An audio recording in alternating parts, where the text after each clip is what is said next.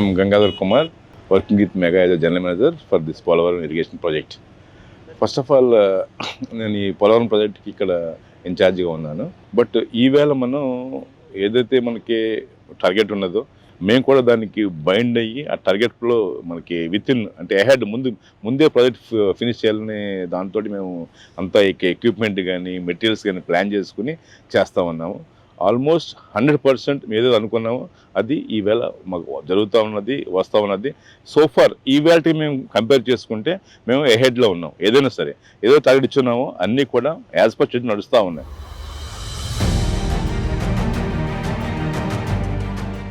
First of all coming to the gap two అనేది ఏంటంటే ఒకటి జీడాష్ హిల్ మనకి ఒక కొండ ఉంటుంది, జీ హిల్ అనే కొండ ఉంటుంది. ఈ రెండు కొండల మధ్యన కలపడమే ఈ లొకేషన్లో గ్యాప్ టూ అంటామన్నమాట.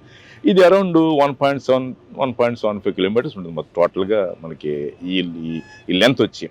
అయితే దీంట్లో మెయిన్ ఏంటంటే మీకు మెయిన్ క్రిటికల్ టాస్క్ ఏంటంటే డయాఫ్రమ్ వాల్. ఈ డయాఫ్రమ్ వాల్ అనేది వర్షాకాలంలో మనకేంటంటే ఆగకుండా, వర్షాకాలంలో మనం బ్రేక్ అవ్వకుండా కంటిన్యూస్గా ఇయర్ వైజ్ పెట్టుకుని ఇయర్ అంతా మీకు 365 days వర్క్ చేసుకుంటూ ఈ డయాఫ్రమ్ కన్స్ట్రక్ట్ చేయడమే ఇక్కడ బిగ్ టాస్క్. అయితే సోఫార్ మనం ఏమనుకున్నామంటే ఈ డయాఫ్రమ్ వాళ్ళకి ఒక టార్గెట్ ఇచ్చున్నాము.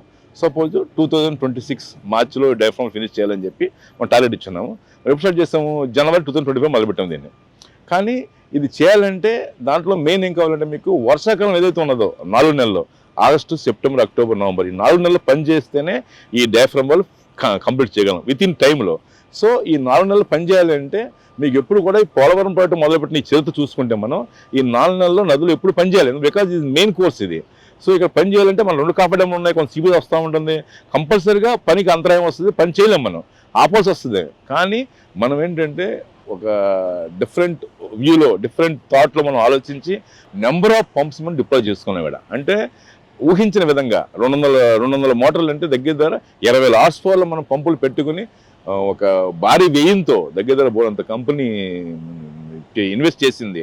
వెరీ ఎక్స్పెన్సివ్ అయినా కానీ తెచ్చి, ఎందువల్లంటే మన గోల్ ఒకటే, విత్ ఇన్ టైంలో ఈ ప్రాజెక్ట్ ఫినిష్ చేయాలంటే దానికి ఏంటి 2 పార్ట్లు. ఒకటి భూమి మీద ఏదవుతుందో ఎగ్జిస్టింగ్ గ్రౌండ్ లోపల కింద చేసే పని ఒకటి ఉంటుంది, ఎగ్జిస్టింగ్ గ్రౌండ్ నుంచి పై చేసే పని ఉంటుంది. పై చేసి ఎప్పుడేం చేయొచ్చు, కానీ గ్రౌండ్ కింద లోపల చేస్తాం, అది very difficult and toughest work అనమాట. ఆ వర్క్ ఫినిష్ చేయాలంటే వాటర్ ఉండకూడదు అంటే దానికి తగ్గట్టు మనకు సపోజ్ మనకేంటి మన ఆ రోజున ఒక 10,000 horsepower పంపులు ఉంటే డివాటరింగ్ చేయగలమని చెప్పి మనకు ఒక ప్లానింగ్, ఒక క్యాలిక్యులేషన్ ఉన్నది. సో మనం ఏం చేస్తాం, 10,000 కాదు కదా మా మీద ఉందంటే అలా కాదు, నువ్వు ఎక్సెస్ వెళ్ళి, because nobody can forecast regarding that seepage and all. ఏమైనా జరిగితే మనం కాంట్ డూ అని చెప్పి ఛాన్స్ తీసుకోకుండా మనం ఇన్స్టెడ్ ఆఫ్ 10,000 horsepowerకి మనం ఆల్మోస్ట్ 16,000 నుంచి 17,000 horsepower మోటార్లో పెట్టుకుని బోలంత క్రోర్స్ ఆఫ్ డీజిల్ ఖర్చు అయింది మనకి. అవి తెచ్చుకుని పెట్టి నిరంతరం 24 hours 4 నెలలు డివాటరింగ్ చేయడం వలన ఆ 4 monthsలో మనం నాట్ ఓన్లీ సింగిల్ డే కూడా మనం పని ఆపకుండా ఈ పని చేయగలిగాం. దట్స్ వై ఈ డయాఫ్రమ్ వాళ్ళు విత్ ఇన్ టైంలో we are going to finish. Major ఏదైతే ఇష్యూ ఉన్నదో diaphragm wall, that is going to be finish within a span of 1 month. That is the present situation of Polavaram project regarding gap 2.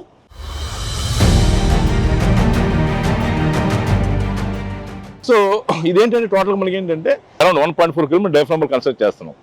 ఈ 1.4 అనేది ఏంటంటే graduate చేస్తూ ఉంటాం, ఒకేసారి అవ్వదు.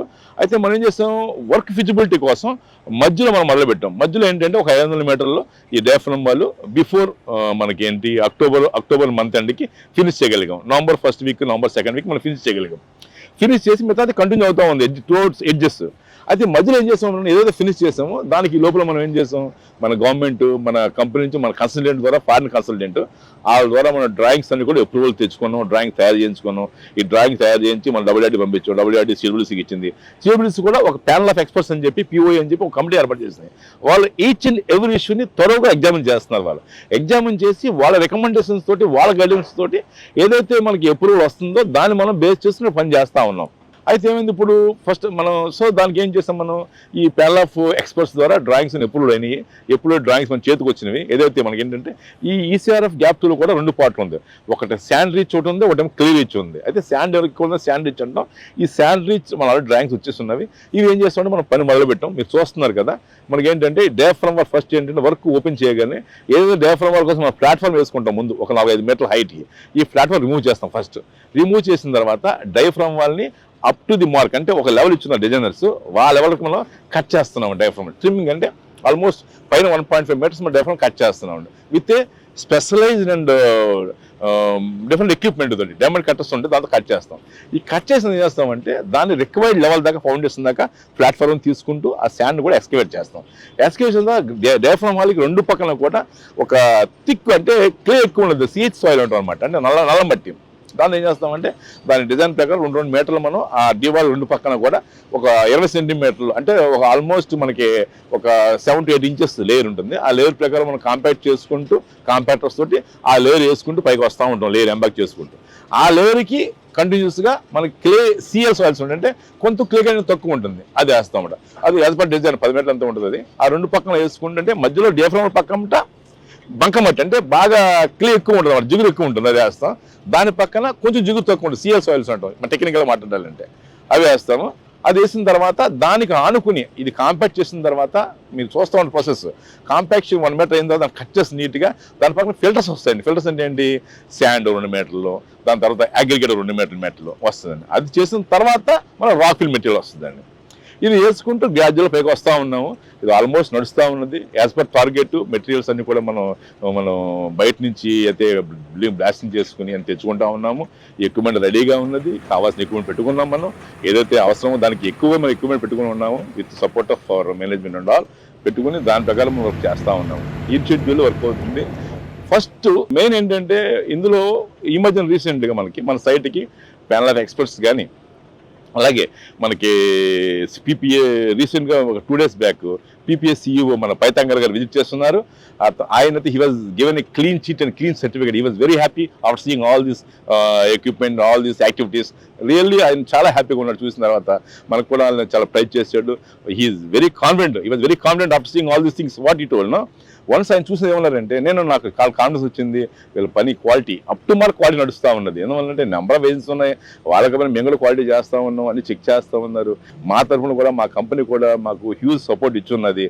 ఎక్విప్మెంట్ సపోజ్ మనకు 100 కావాలిస్తే 150, 160 ఇచ్చున్నారు మా ఎండీ గారు. ఏదైనా సరే అన్నీ కూడా ఎక్కువ తీసుకోమన్నారు, ఛాన్స్ తీసుకోదలుచుకోలేదు. డివాటింగ్ పంప్స్ కూడా ఆ రోజు డివాటింగ్ పంప్స్ పెట్టామంటే మీకు చాలా ఎక్స్పెన్సివ్ అయిందండి, చాలా కాస్ట్లీ అయింది. అవన్నీ ఎట్ ఏ గ్లాస్ మొబైలైజ్ చేసి దాన్ని యూజ్ చేసుకుని మేము డివాటింగ్ సక్సెస్ఫుల్ చేసుకుని దానికి ఎగ్నెస్ట్గా మనం డివాల్ మనం కన్స్ట్రక్ట్ చేసుకోగలిగాం. ఇవన్నీ ఏంటంటే సపోర్ట్ ఆఫ్ మేనేజ్మెంట్ ఆల్.